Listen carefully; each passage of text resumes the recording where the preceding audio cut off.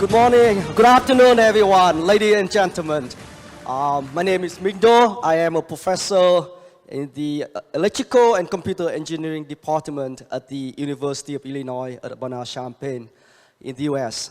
What an exciting day. We are witnessing, I think, is a revolution in making our life much more convenient and more enjoyable. So I shared the vision that Mr. Joe Lam just shared about what would be the future of a smart home. Now, as a technologist and engineers, let me describe to you in a very simple term next, what would be the key enabling technology to make the future smart home, right? And I think it boiled down to just three elements. The first one is those smart homes need to have many things that are connected, right? In other words, it is an Internet of Things inside our home. So, we talk about a variety of appliances, devices that control, interact, and assist our everyday life. And these devices need to be all connected, right? In order to sense, respond, coordinate, and serve you. So the key challenge is to make these connected Internet of Things at home is we have a variety of IoT protocols, right? Including Wi-Fi, Bluetooth, Zigbee, and many others, right? Coming from many different manufacturings of appliances and things. And then you also have a variety of different homes with different environments, constructions, some are already pre-built, and so on. So I think the first key element to make us home smart is how can we very easily provide a connectivity to many of those devices, right? Otherwise, they would not be able to react and understand and serve you well. So that is, I think, the number one technological challenge.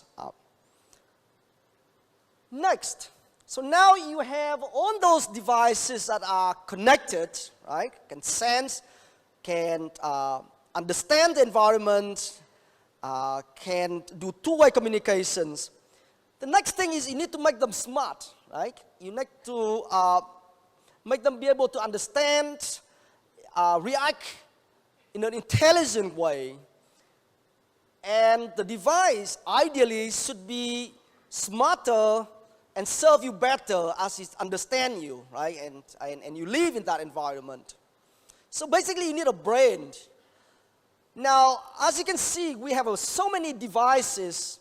You cannot rely on the common use artificial intelligence on cloud solution that many of us are having now, right? You cannot just take the toaster and every time you want to do something, you have to send that information to the internet, to a cloud somewhere, to do all the processing and then return back the command, the next response, right?